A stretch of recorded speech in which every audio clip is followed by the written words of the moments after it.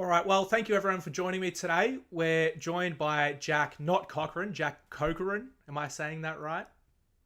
Corcoran, Jack Corcoran, Corcoran. Jack Corcoran. Jack's from the Sustainable Australia Party running in the Warrandyte by-election, which is on Saturday, the 26th of August, if I'm right.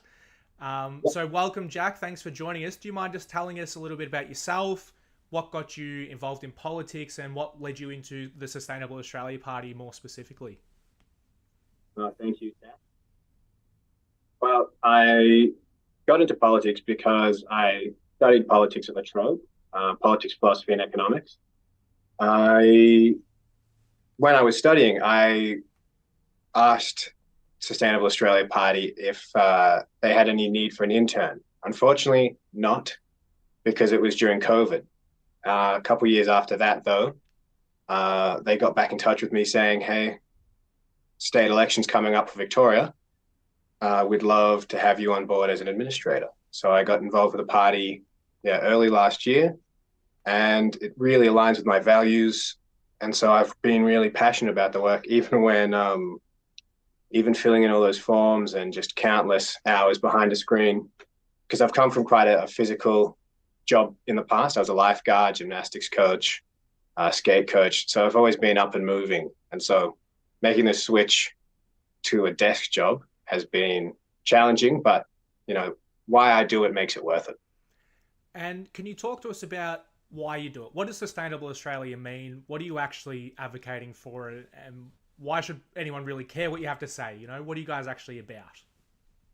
Yeah, well, I suppose the best way to answer that is with our with our slogan, putting our environment first. We've been handing these out in Victoria and all around Australia. I hope that's my screen mirroring it. It's not actually backwards for you guys, but we put our environment first. That's the SAP guarantee, the SAP guarantee is that we will always put our environment first, no matter what. And the way we do that is through stopping corruption, particularly corruption in the planning system.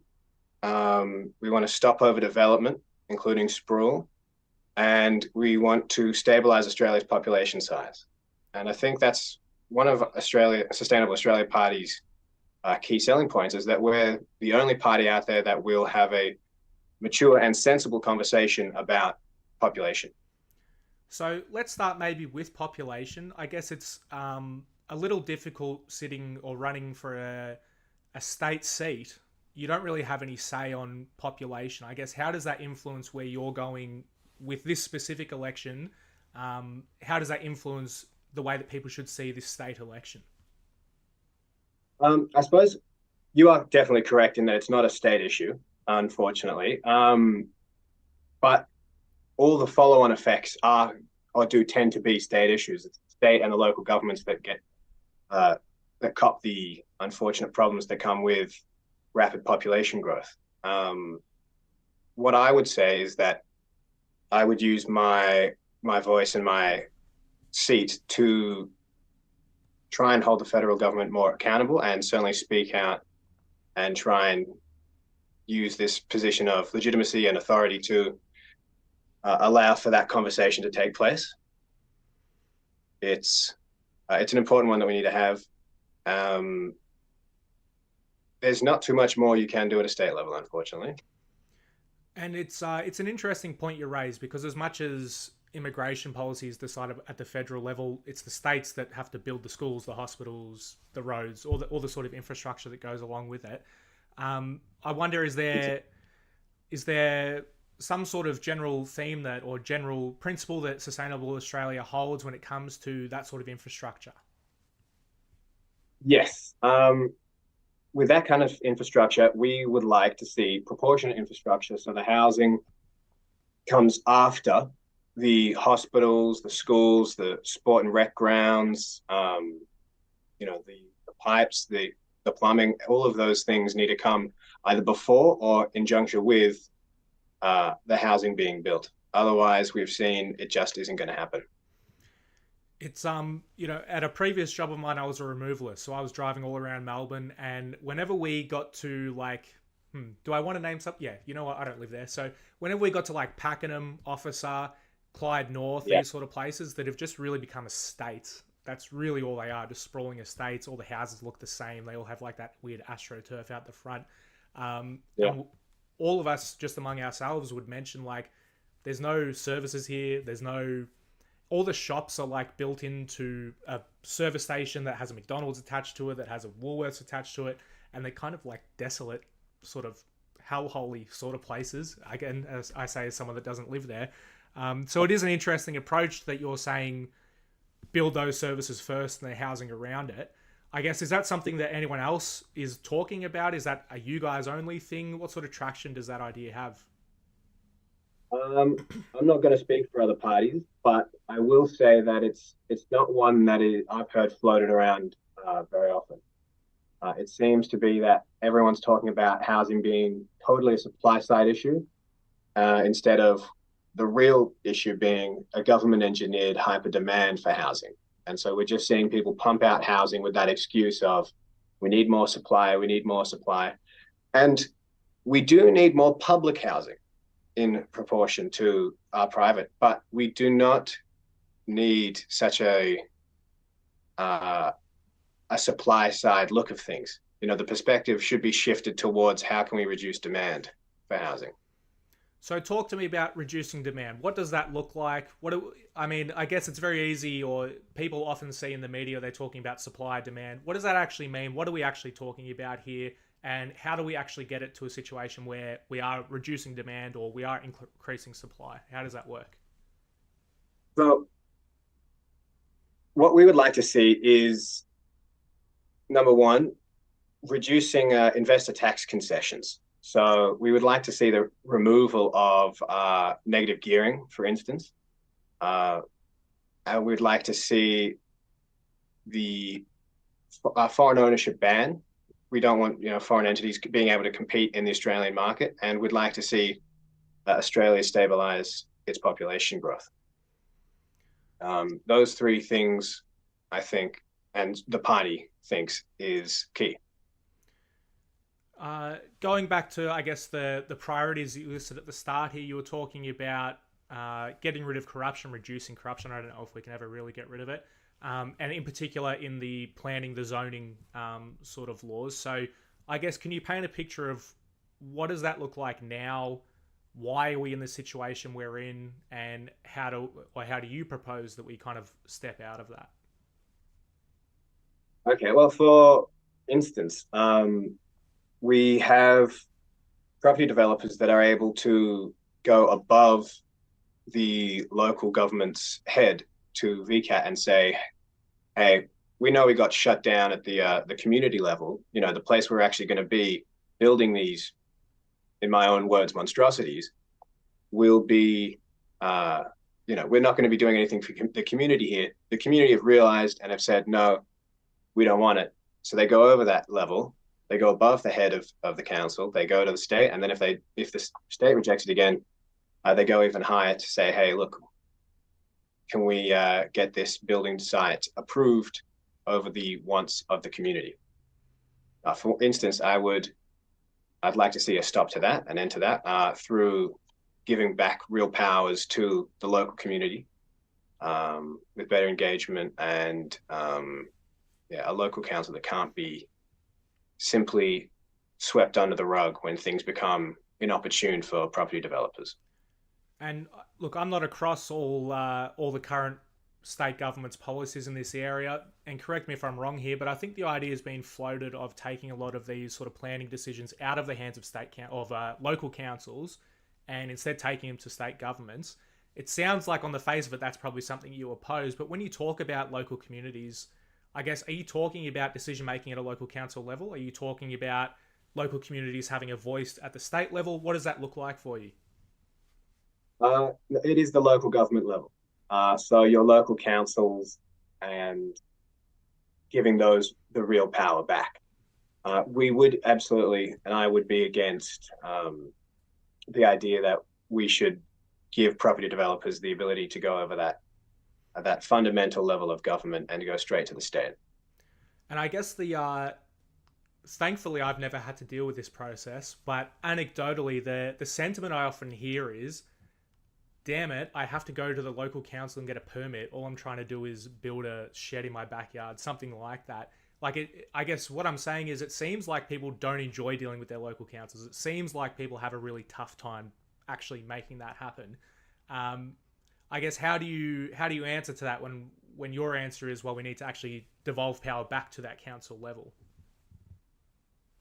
That's a really good question, and not one I personally have thought about too much. So I'm not going to be quick to answer this question, but I will say that I think it would involve communities or members of the local community having a stronger say in what their council uh, really comprises of. I'm not going to dare to say too much more without having really thought about the question. And I'm not expecting you to, make Sustainable Australia Party policy on the fly here either. But it's, I was sitting in the sauna the other day and I just heard some guy complaining about his local council permits, and it just sprung to mind. So thought I'd, pounce that one on you. But no, I appreciate that you took a stab at it anyway.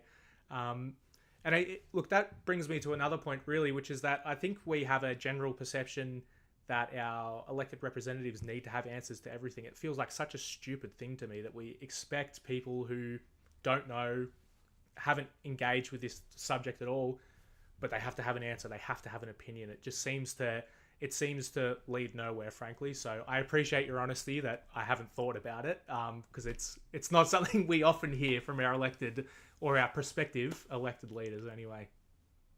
Thank you. It's a lesson I'm having to learn pretty quick as a candidate in an election. The media can hold you very much accountable for every second, everything you say. You don't want to study, you don't want to make it even one slip up, and it's given me a lot of sympathy for politicians. I Which think anyone who thinks politicians have it easy should just. I think there's a news article or a Google search you can do. It's like the daily life of a politician. It's like 4 a.m. till 11 p.m. and that is day in, day out, forever and so on. So I do also hold some sympathy for them, although, let's turn the screws a little bit. Um, so on the second priority that you were speaking about, it was overdevelopment, and particularly about stopping sprawl. So I think we might have already touched on the idea of what sprawl looks like, but talk to me about this concept of overdevelopment. Where are we seeing that? What does it look like? And why don't we want it? Well, the number one example of overdevelopment is exactly what you said. Those housing estates in the middle of nowhere as well. As you come in down the M1, you see off in the distance, heading towards Melbourne, you see off in the distance just acres, fields of housing and housing and housing with often one or two entrances to these estates. That's overdevelopment. Overdevelopment is, and in general, this is what Sustainable Australia Party believes, that overdevelopment is essentially more than what the community wants. It's something that the community hasn't agreed on. It's something that is bad for the community. And I guess the counter to this idea is that, well, if we don't build these houses, prices go up, people have nowhere to move, and we see the sort of situation that we're in now where people can't afford rents, they also can't afford house deposits, and they also can't afford to actually purchase property. So how does your model account for those things? How are we going to make sure that people actually can get a house when the time is right for them? Okay, so off the bat, we're against sprawl, but we're also on the flip side here against high-rise developments as well, encroaching further and further out into what is suburbia. We're for a sensible medium density development, townhouses, things of that sort, where there's still sunlight access, still gardens, still drainage for when it rains, and then outside of the home itself, it's still got access to hospitals, parks, schools, public transport, these sorts of things. That's the kind of good development we like to see, and is good for a community. And would things you go ahead? That's no, you go. I've lost my train of thought. No, all good. I guess so. When I think of areas like maybe Box Hill's a good example, Doncaster might be another one. These are Yeah, areas that, like it or loathe it, they're now apartment living sort of areas for a large percentage of people that live there. If we're yeah. talking about median density, not having these sort of high rises, are we knocking down skyscrapers? Are we living with them and letting them be there but not building any more? What does this look like in terms of practice? Yes. So yeah, unfortunately, you can't roll back the past. You can't go backwards in time. Would we leave it there? I suppose it depends on, once again, what the community wants, but also if there's any real need to do it. If we find that at the current level, for Box Hill as an example, the developments that have happened already, that might be sort of the peak amount of population that that area could sustain. And so if there's no need for it, we're not going to go through the process. I wouldn't advocate for going through the process of demolishing those buildings. The thing is, though, using Box Hill still, there's not a new hospital, there's not a new train station, there's not more parkland all of a sudden. All it is more people, and that is often a recipe for disaster.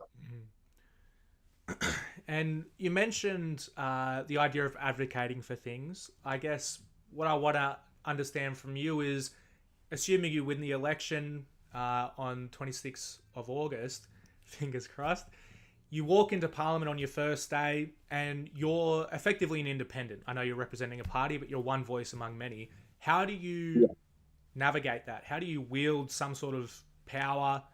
The old Kevin Ruddline and whoever he nicked it from, that politics is power. How do you actually make changes that you want to see happen as one voice among many?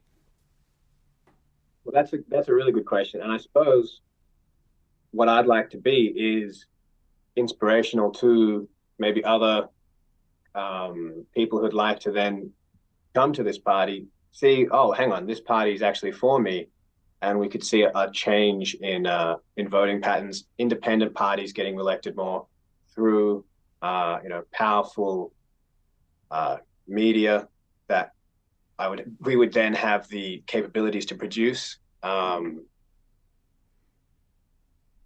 Those sorts of things. I mean, obviously, it would be very hard to get push legislation through or have a deciding vote in things. But ultimately, I suppose I would like to see.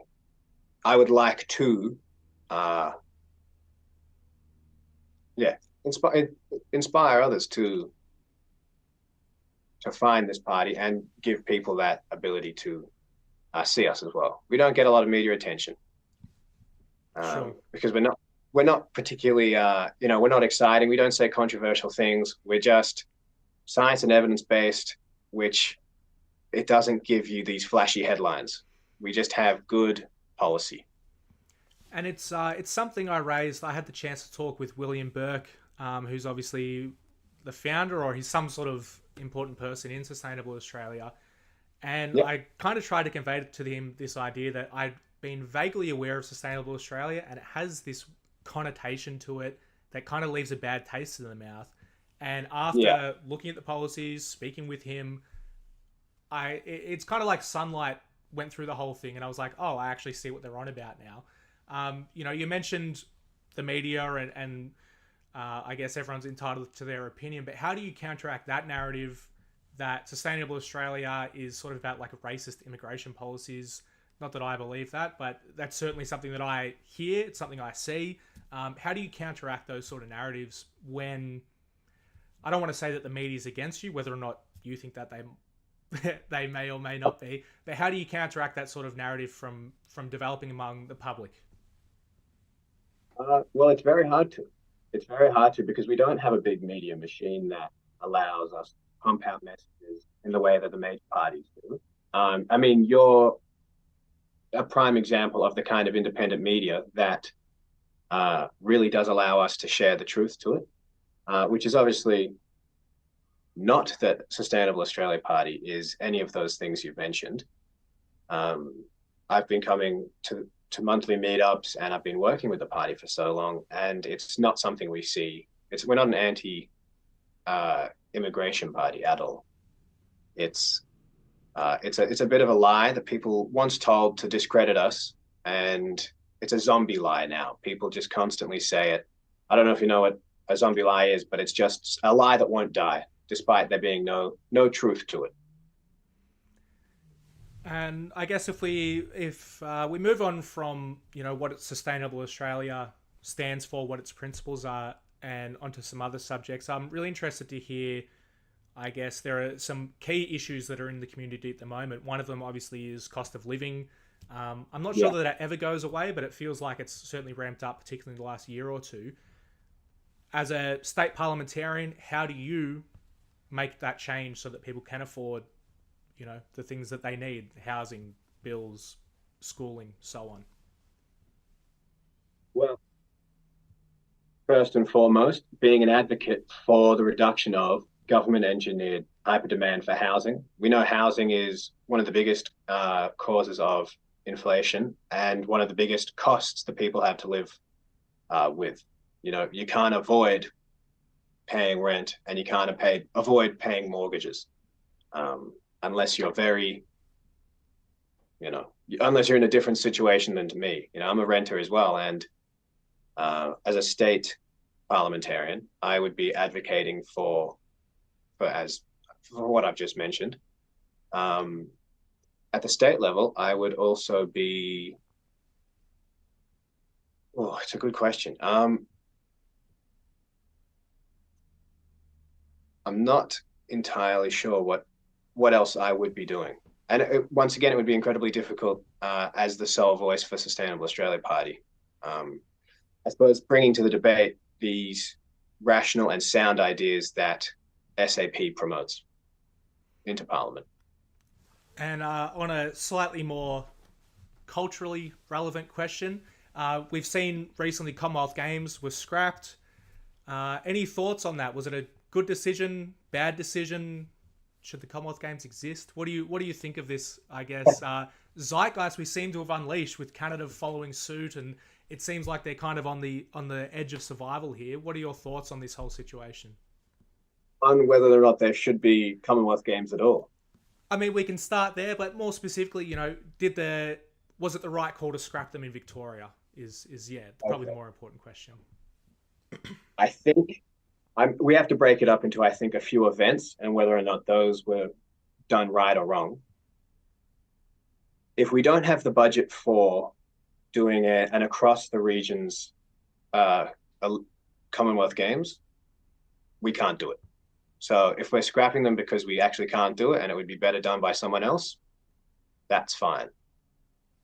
What shouldn't have happened was the Premier promising to do it, bit of a pork barrel for the regional voters, and then going back on an election promise, which is something we've seen across the board from this Premier in particular. And it's something that I think has lowered trust in politics in Australia across the board. Uh, Lies coming from politicians during elections and then doing something else. It's disheartening, you Mm. could say. It's disillusioning to the whole sort of system that we live in. And you mentioned sort of lies, which pork barreling, these sort of things infer corruption. I've been having an interesting debate with a friend recently about IBAC, ICAC, these sort of institutions, and whether or not they actually create value for the public. I guess we often end up in these situations, like we've seen with the current Premier, where his name always seems to be in a headline next to IBAC, but nothing really seems to come out of it. And it sort of just sows this distrust where people assume some sort of corruption even though they really know nothing about it. I guess my broader question is, does yourself and the Sustainable Australia Party have any views on these sort of corruption institutions? Do they need to be strengthened? Do they need to be scrapped? What are your general thoughts on these? Yes, good questions and important ones, I think. Corruption is, I mean, obviously, it's one of our main uh, key points is that we want to stop corruption. We want to de-corrupt politics. Yes, stronger. ICAC. No, sorry, not ICAC in Victoria. We're It's I back here, but they're all, ICAC. everyone knows what you Yeah, mean. They're all we the need same. we need stronger independent corruption agencies. Um, that's, I think, simply the truth of it. We often find ourselves with these anti-corruption agencies handcuffed, um, and unable to really secure justice. And I don't want to give any examples for, I think, obvious reasons, Mm. but yes, Sustainable Australia Party definitely supports stronger and more independent corruption watchdogs. And I guess a question that I personally find totally irrelevant to our day to day lives, but for some reason, particularly the Liberal Party, seems to have just completely taken over. Um, the state seems to have been wrestling with the idea of what do we do with trans people? What does that look like? How do we handle kind of LGBTQ issues? Does Sustainable Australia have a policy on this? What is it, and what does that look like once it plays out? No, we don't. Culture issues, we stay away from. We don't want to be involved with those kinds of things. It's not our cup of tea. We are a science and evidence based party. We leave it up to the individual MPs when it comes to that kind of legislation regarding anything outside of our current policy platform or what we would consider a conscious vote. Conscience vote, not conscious vote. And We're not asleep. go ahead, go ahead. Oh, no, no, that was a poor joke. Don't worry. Sure, sure. Uh, and I wonder, Jack, picture me. I'm a voter. I'm walking through the hordes as they're trying to shove pamphlets in my faces. It's flashing Yeah. lights and screaming, and by some miracle, you find me standing in front of you. What's your pitch? How do you get me to vote for you as I'm walking into that booth? I would say to you, Sustainable Australia Party, we put our environment first. We want to stop overdevelopment and that the others won't. Nice and succinct. I like it. Yeah. Yeah. So I'm just conscious, Jack, we're coming to the end of the meeting time because I'm too tight to pay for Zoom. But is there anything that you wanted to bring up? Anything I haven't touched on that you think is particularly relevant to yourself, your campaign, Sustainable Australia more generally? Um, we have covered a lot of good ground, I think. Um, when it comes to Sustainable Australia Party, it's not your usual kind of party. Um, the way we want to practice politics isn't the way it's been seen, maybe ever, but certainly it's not how it's currently practiced. We want science and evidence based policies. We want people to be talking across the board, and we don't want people to think that they are locked into a left or right political spectrum that ultimately handcuffs them to be focused onto one side of an issue or the other. We would like to see people who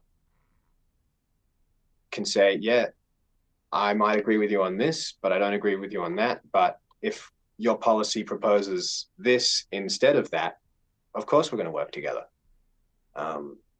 We would work with anyone as long as it's good policy. Which I think, it's probably quite rare in politics these days. And I mean, it kind of plays into what we were talking about before about these media narratives. But, imagine the Greens teamed up with Pauline Hanson's One Nation for a piece of good policy. I just could never picture that happening, if nothing else, because of the backlash that the Greens would actually cop for that, and probably Pauline Hanson too. Yeah.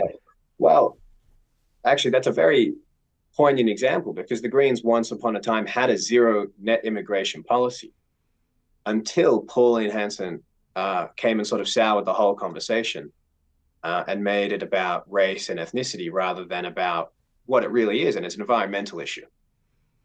As Pauline So Hanson is wont to do. Yeah, unfortunately so. Well, Jack, thanks again for your time. I've certainly got something out of this conversation. I'm glad. I hope the rest of the campaign goes well for you. There's not too much more paperwork to do, and you can get to talking to voters. Any final thoughts? Any closing words? Thank you for having me. I would like to. I'd like to say to everyone watching, thanks for watching. Thanks for making it to the end.